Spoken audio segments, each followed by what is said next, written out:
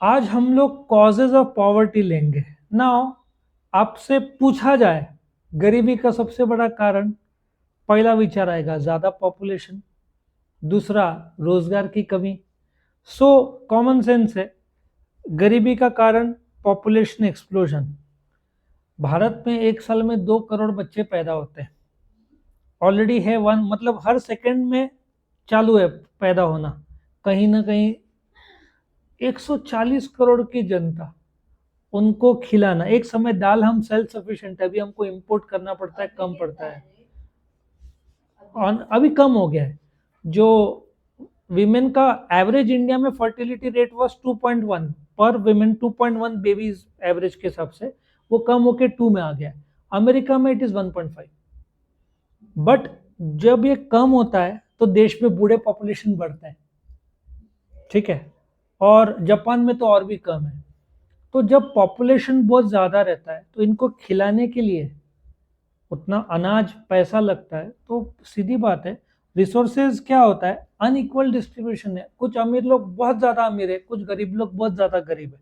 तो ये सबसे बड़ा कारण है। पॉपुलेशन का एक हद तक कंट्रोल रहना बहुत जरूरी है। यदि सडनली पॉपुलेशन गिरा और बूढ़े लोग बढ़ गए तो आउटपुट कम हो जाता है। लेकिन एक वक्त ऐसा आएगा, रिटायरमेंट एज 60 है लेकिन काम करना पड़ेगा घर चलाने के लिए, ठीक है। सो पॉपुलेशन एक्सप्लोजन देखा जाए तो सबसे बड़ा कारण है। रिसोर्सेज लिमिटेड है, पॉपुलेशन उससे भी कम है तो कोई दिक्कत ही नहीं है, आराम से मैनेज होता है। दूसरा, स्लो इकोनॉमिक ग्रोथ। ये इंडिया की बात मैं नहीं कर रहा हूँ। अभी आप देखो, Pakistan, population I think 30 crore plus है, लेकिन उनका इकोनॉमिक ग्रोथ 1%, 2%। इंडिया का 7%। India is the fastest growing economy in the world, लेकिन पॉपुलेशन भी तो बड़ा है उसके साथ साथ। सो ऐसा सोचो, एक साल में 1.5 से 2% पॉपुलेशन ग्रो होता है। 140 करोड़ का 2% हुआ 2.8 करोड़। अब ये कम होके 1.51% में आ रहा है। सो देश का पॉपुलेशन थोड़ा कंट्रोल में आ रहा है, लेकिन एग्रीकल्चर और इंडस्ट्रियल ग्रोथ का स्पीड ज़्यादा चाहिए, क्योंकि जब पॉपुलेशन ग्रो हुआ तो जॉब भी तो मिलना चाहिए। जॉब ही नहीं है तो क्या करोगे, ठीक है। सो नेशनल इनकम का ग्रोथ और पर कैपिटा इनकम निरंतर बढ़ना चाहिए। तीसरा, unemployment and under employment. Unemployment मतलब जो आदमी काम करना चाहता है बट उसको काम नहीं मिल रहा है। अंडर एम्प्लॉयमेंट इंडिया में बहुत सारा होता है कि आप 8 घंटे को तैयार है बट आपको 4 ही घंटा मिलता है। आज से 25-30 साल पहले ओवर टाइम मिलता था। ओवर टाइम क्या है, 8 आवर्स का काम खत्म हो गया, आपका 100 रुपया 8 आवर्स का है, ठीक है, या पर घंटा 100 रुपया है। तो जब ओवर टाइम आपको एक्स्ट्रा काम दे रहे हैं तो एक्स्ट्रा टाइम में डबल पेमेंट मिलता है। तो 1 घंटे का 100 नहीं मिलता है, 200। लेकिन अभी क्या हो गया है, ओवर टाइम मैक्सिमम जगह बंद हो गया है, क्योंकि रोबोटिक्स और टेक्नोलॉजी इतना आगे आ गया है। सो अंडर एम्प्लॉयमेंट में अब जैसे 50% ऑटोमोबाइल में टेम्पररी वर्कर्स है। सो व्हाट हैपन्स, अब जैसे महिंद्रा एंड महिंद्रा में टेक्निकल 3 महीने काम मिलेगा, फिर 3 महीने का ब्रेक। सो आप 3 महीना जॉब था, फिर 3 महीना बेरोजगार हो गए। सो अंडर एम्प्लॉयमेंट इज में 8 आवर्स काम करने के लिए तैयार हूँ but I am getting only 4 hours of work. फिर नेक्स्ट इज इकोनॉमिक इनइक्वालिटी। अभी आप देखो, अमीर से अमीर, जैसे जो अंबानीज और बिरलास और टाटास, और गरीब से गरीब, फासला बहुत ज्यादा है। ये इसका एग्जांपल ले लो, अमेरिका में कुछ सीईओ के payments are 1000 times than the workers. Japan में कुछ CEO can be paid only 7 times than the workers, क्योंकि वहां इक्वालिटी ज्यादा है। अमेरिका में एक आदमी को मिल रहा होगा 1 करोड़ रुपया महीने का, तो एक को मिल रहा होगा 10,000 रुपया। फर्क देखो कितना टाइम्स हुआ। तो ये इनइक्वालिटी कमाई में ही नहीं, लैंड होल्डिंग में भी है। लैंड होल्डिंग का एक रेशियो बताता हूँ। 70% of the farmers own 10% of the land. 30% of the farmers, ठीक है, ओन 90% ऑफ द लैंड। सो कुछ शेतकरी इतने ज्यादा अमीर है, ठीक है, और कुछ शेतकरी या मेजॉरिटी शेतकरी के पास जमीन इतना कम है कि they are not rich, inequality, ठीक है। सो कंजम्पशन के खर्चे, उधारी, और कुछ लोग उधारी में गोल गोल गोल गोल घूम रहे हैं। फिर inaccessibility to infrastructural facilities. Now जैसे आप एक स्कूल, एक मैंने फीस का एक फोटो देखा था, एक पेरेंट ने डाला था, उसने अपने बच्चे का, कौन सा बोर्ड था, शायद आईजीसीएसई का था, इट वाज 5 लाख रुपीज साल का। और आज भी आपको मुंबई में, शायद जहां तक मुझे पता है, NM college, BA LLB course करना है, कॉलेज का फीस कितना है साल का, 2,50,000 एक साल का।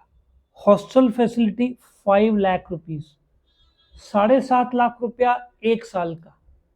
कोर्स चलेगा 3 से 5 साल, जो भी टाइम फ्रेम है, तो आप 30 लाख रुपया। सो वो पेरेंट इतना मजबूत चाहिए कि साल का 7.5 लाख रुपया, 7.5 तो ये हॉस्टल और ये हुआ, अब बॉम्बे में पार्टी करना है, 2.5 लाख एक्स्ट्रा, 10 लाख। बॉम्बे में नाइट लाइफ रहता है, पार्टी रहता है, संडे को मस्त पार्टी और खाना वाना बाहर। सो आप सोचो, 80,000 रुपया बच्चे को दे रहे हो महीने का, वो पेरेंट ने कितना कमाना चाहिए। इसलिए middle class, upper middle class का कोई काम नहीं, सिर्फ रिच लोग अफोर्ड कर पाते हैं। आप एमबीए में यहां से बफेलो यूनिवर्सिटी में भेजो, it will cost you 1 to 1.5 CR। 80 lakh एक जमाने में था, अभी तो 1 करोड़ हो गया होगा। कुछ जगह पे एमबीए करना इस 1.5 लाख। इन यूरोप में एमबीए को एमएस बोलते हैं, 1 साल का course, it will cost you between 30 to 40 lakh rupees for doing MS course.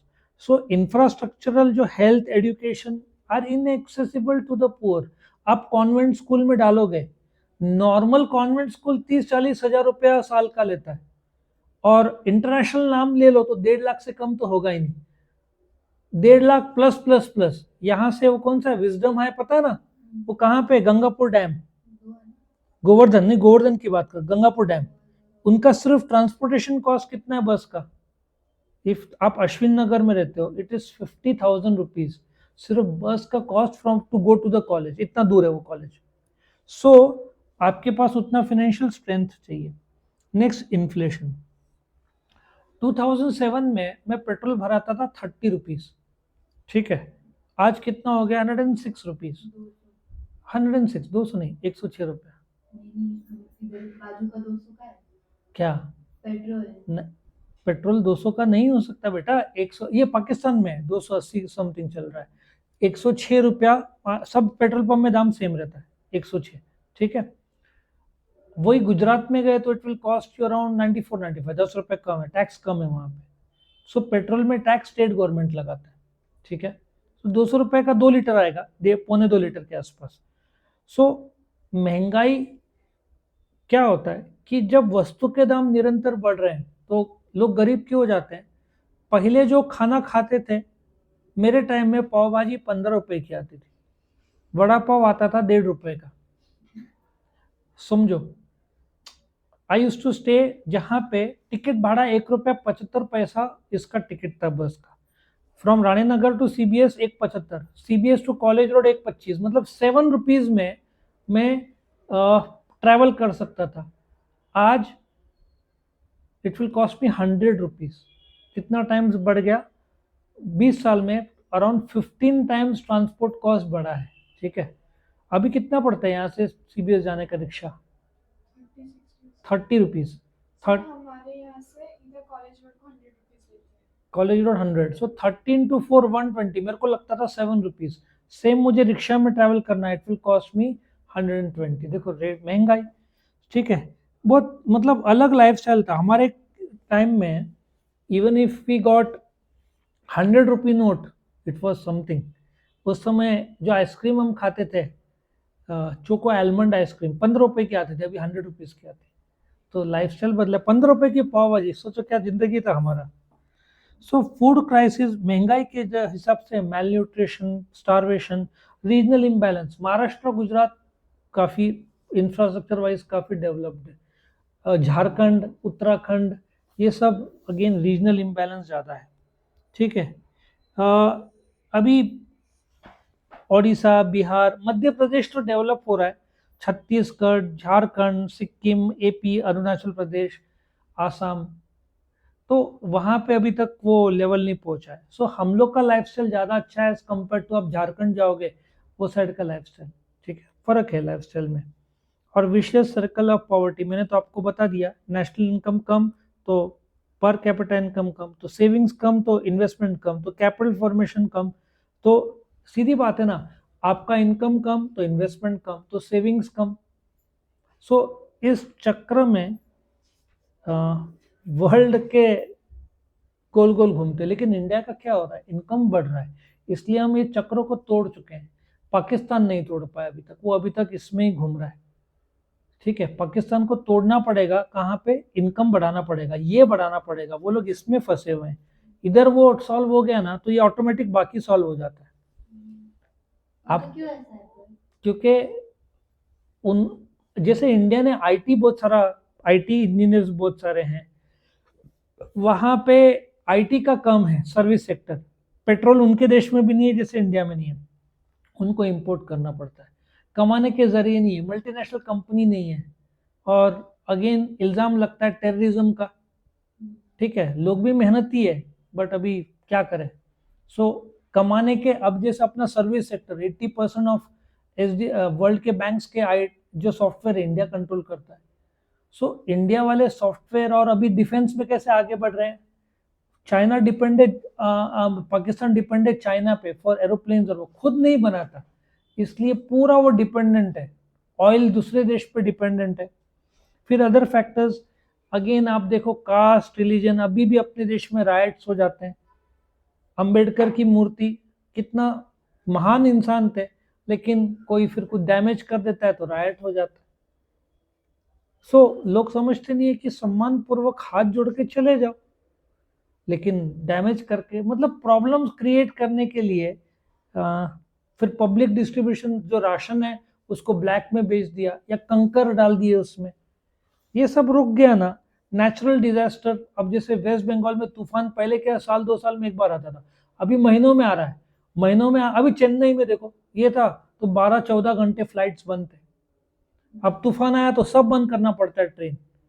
150 kilometre की रफ्तार हवा रही तो एरोप्लेन भी घूमना, मतलब एक जगह पे स्टेबल नहीं रहता, वो भी हिलना शुरू हो जाता है, तो उस जगह पे एरोप्लेन भी नहीं रख सकते।